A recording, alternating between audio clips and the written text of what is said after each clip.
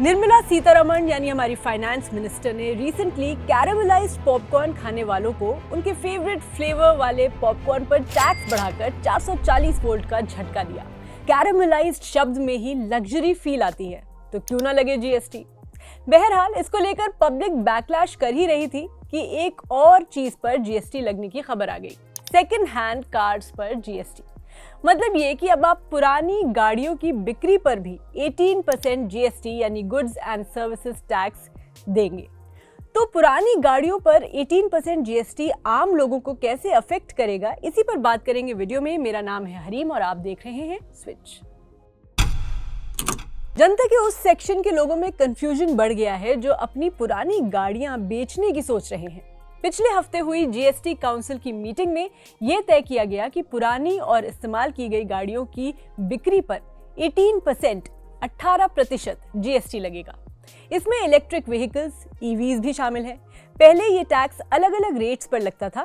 इस बीच finance minister Nirmala Sitharaman का एक वीडियो सोशल मीडिया पर वायरल हो रहा है जिसमें उन्होंने 18% जीएसटी की पॉलिसी को समझाया है। निर्मला सीतारमण ने अपने बयान में कहा कि ये टैक्स सिर्फ उस मार्जिन पर लगेगा जो परचेज प्राइस और रीसेल प्राइस के बीच का डिफरेंस है।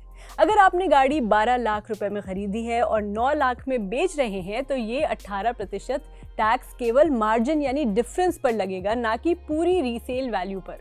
यानी अगर आप इंडिविजुअल हैं और एक पुरानी गाड़ी किसी दूसरे इंडिविजुअल को बेचते हैं तो इस पर कोई जीएसटी नहीं लगेगा। लेकिन अगर सेलर जीएसटी रजिस्टर्ड है और डेप्रिसिएशन क्लेम करता है तो tax selling price minus depreciated value के मार्जिन पर ही लगेगा। इसको एक एग्जाम्पल से ऐसे समझते हैं कि अगर एक शख्स 20 लाख रुपए की गाड़ी खरीदता है और डेप्रिसिएशन के बाद उसकी वैल्यू 12 लाख रुपए हो जाती है, अब वो इसे 10 लाख रुपए में बेचता है तो जीएसटी नहीं लगेगा क्योंकि मार्जिन यानी जो selling price minus depreciated value है वो नेगेटिव है। अगर इसी एग्जाम्पल में गाड़ी 10 लाख के बजाय 15 लाख में बेची जाती है यानी डेप्रिशिएटेड वैल्यू से 3 लाख ज्यादा, तो जीएसटी केवल 3 लाख के मार्जिन पर ही लगेगा। अगर सेलर डेप्रिसिएशन क्लेम नहीं करता है और गाड़ी 20 लाख रुपए की खरीदी गई थी और 15 लाख में बेची जा रही है तो जीएसटी केवल 5 लाख के मार्जिन पर लगेगा। तो अब समझते हैं कि किन पर लागू होगा ये जीएसटी। इस नियम का असर केवल जीएसटी रजिस्टर्ड लोगों पर होगा। जीएसटी रजिस्टर्ड बिजनेसेस जो पुरानी गाड़ियों की खरीद फरोख्त करते हैं उन्हें 18% जीएसटी देना होगा। जनरल पब्लिक पर असर नहीं होगा, यानी अगर कोई आम आदमी अपनी पुरानी गाड़ी बेचता है तो इस पर जीएसटी नहीं लगेगा। आपको बता दें कि BJP IT head Amit Malviya ने भी इस पॉलिसी पर क्लैरिफिकेशन देते हुए कहा कि ये टैक्स केवल जीएसटी रजिस्टर्ड बिजनेसेस पर ही लागू होता है। तो इस बदलाव का मतलब क्या है? इस नए नियम के जरिए सरकार ने पुरानी गाड़ियों पर टैक्स स्ट्रक्चर को सिंप्लीफाई किया है।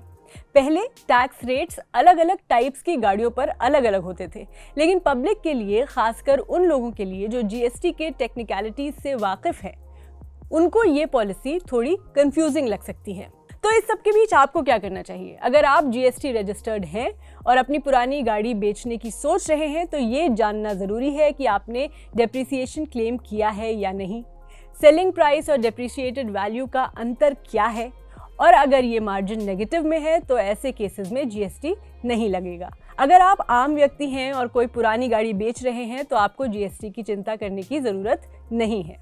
तो पुरानी गाड़ियों पर 18% जीएसटी का नया नियम क्लैरिटी लाने की कोशिश है, लेकिन इसे सही से समझना जरूरी है। टैक्सेशन पॉलिसीज को सिंप्लीफाई करने के बावजूद मार्जिन पर जीएसटी का कॉन्सेप्ट पब्लिक के लिए नया हो सकता है, इसलिए सही जानकारी के साथ डिसीजन लें और अगर जरूरत पड़े तो टैक्स कंसल्टेंट से सलाह लें। For more such informative videos keep watching switch.